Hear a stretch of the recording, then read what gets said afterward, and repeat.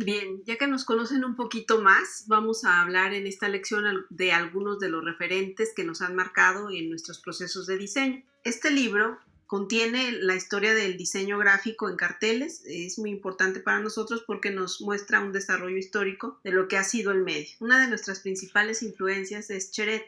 El trabajo de Cheret, como puedes ver, es un trabajo que tiende mucho hacia lo pictórico. Quizá el cartel es uno de los elementos o uno de los medios que está más relacionado con el arte. Por eso es que nos gusta tanto en Blue Typo. Dentro del trabajo que nos muestra Cheret hay una relación entre la forma y la tipografía. Siempre están en relación una con la otra y esto hace que el cartel se vea más espectacular. Podemos ver cómo el cartel se va despegando un poquito de la parte pictórica y empieza a trabajarse de una manera más abstracta. Entonces aquí en este trabajo vemos cómo la fuerza de la imagen se da en función de las plastas y el color. Creo que este elemento es muy importante dentro del trabajo que nosotros hacemos. El color como atributo siempre está presente en nuestras obras y creo que en muchos se lo debemos a Lautrec.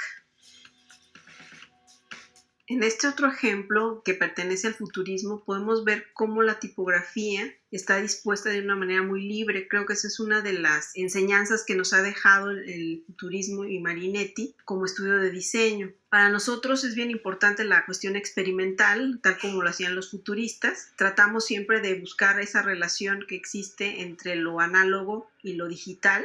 Y bueno, pues mucha de nuestra producción también se remite a este periodo histórico que, bueno, pues nunca ha dejado de estar vigente. En estas páginas podemos ver obra de Cassandre. Este diseñador tenía un peculiar estilo en el manejo de la tipografía.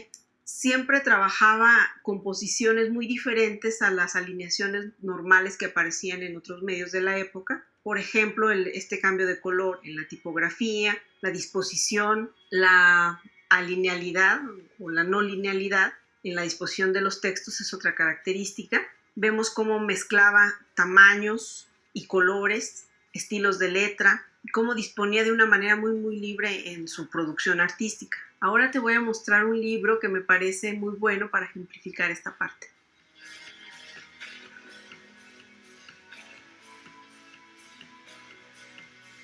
Este otro libro está referido a la historia del cartel. Es del autor Joseph Müller-Brockmann. Y bueno, pues trae una serie de ejemplos que les voy a mostrar.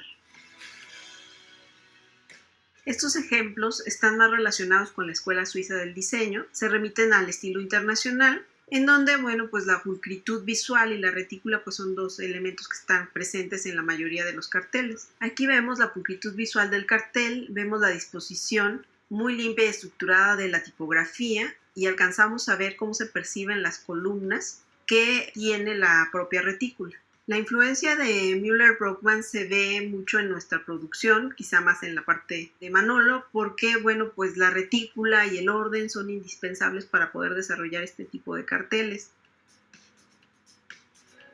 Como puedes ver, los elementos siempre están dispuestos en un orden. Aquí podemos ver cómo impera un orden en una retícula diagonal y cómo ese orden determina la posición y estructura de los elementos. Siempre hay una compensación que se da, ya sea a partir del tamaño, de la forma o del color. Entonces vemos también cómo hay niveles de atención de la tipografía en donde, bueno, las informaciones poseen un tamaño acorde a la importancia que deben de tener dentro del cartel.